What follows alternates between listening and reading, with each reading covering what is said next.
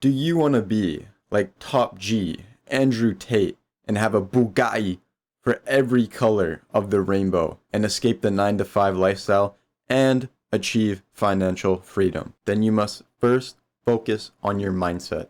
That is the key to escaping the rat race. You will never be able to accomplish something if you don't even think that you can achieve a certain outcome or reality.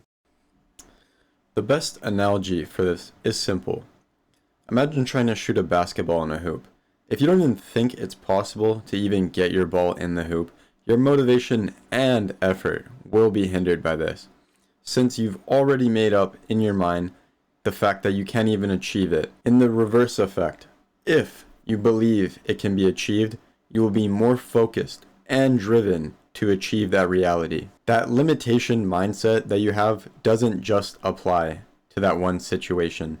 It can and will carry over into other aspects of your life because it's ingrained in your psyche and subconscious.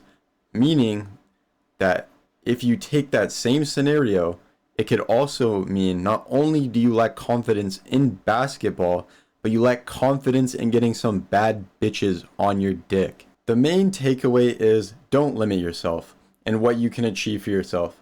If you think it's possible, you can make it possible. And even if there is a limit or something else blocking your path, it's important to remember that you can surpass your limits. Obviously, not in a literal sense, but in the sense that you can create what you envision.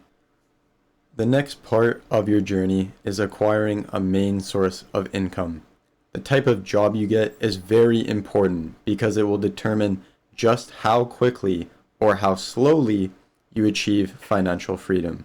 Depending on your education, location, experience, training, etc., the income you receive will correlate with how much you should and could invest. Everyone's circumstances are going to be drastically different.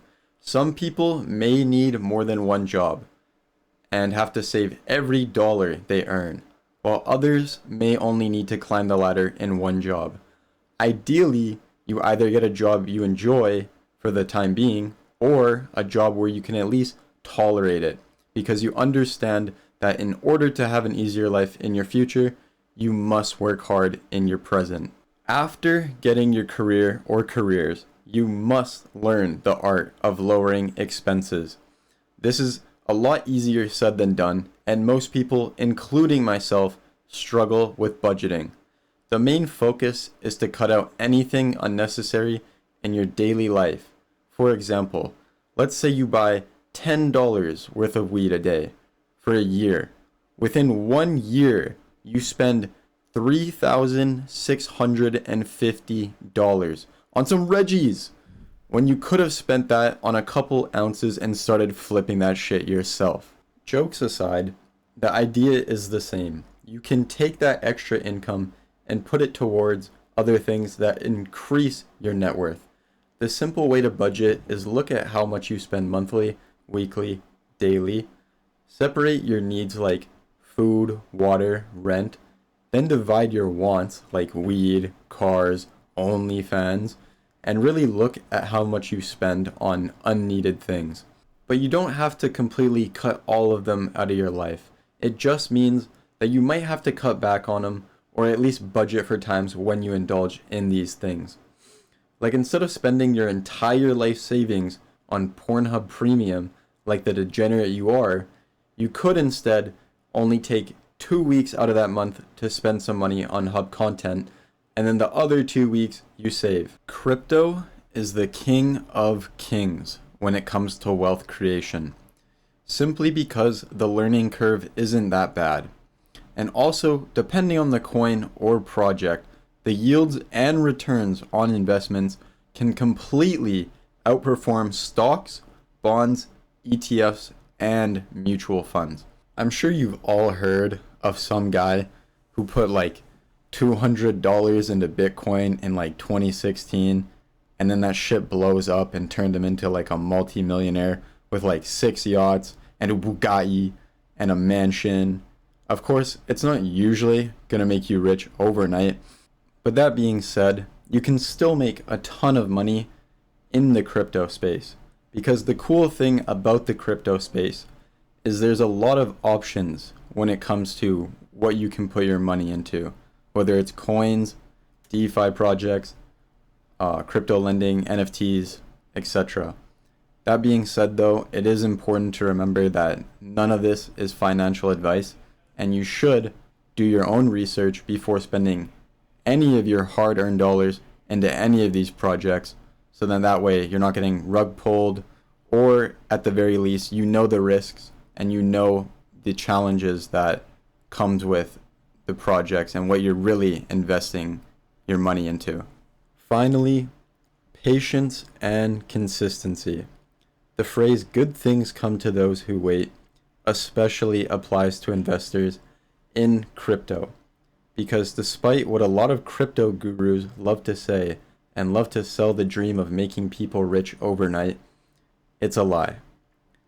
It's a lie that they're selling and you're buying using your own greed, fear, and insecurities against you in order to enrich only themselves.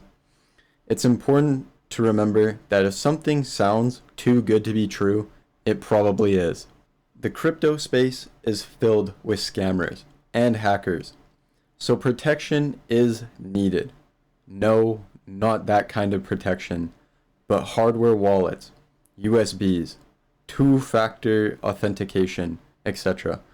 These are all very important things to protecting your wealth over the long run, because it will take a lot of time to get the ball rolling unless you already have a lot of money and can drop 50 grand like it's nothing, like you're an oil prince in a strip club.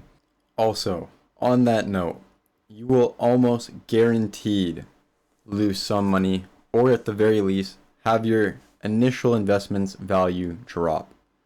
That is normal and you should not panic. That is why it's important to heavily research your investment before you spend a single dollar. And even if you do lose some money in the long run, it doesn't really matter, because if you didn't, you would be filled with the regret that you didn't get in on the project that doubled in value. What's important to remember is to keep your head up and learn from every loss that you take. Because just like a roller coaster, there will be dips and there will be peaks in your investment portfolio. And the only real difference between a good investor and a bad one is how well one can manage their own emotions in the best of times and in the worst of times. Thank you for watching the video. If you learned something, please hit that sub button and leave a like if you enjoyed the video.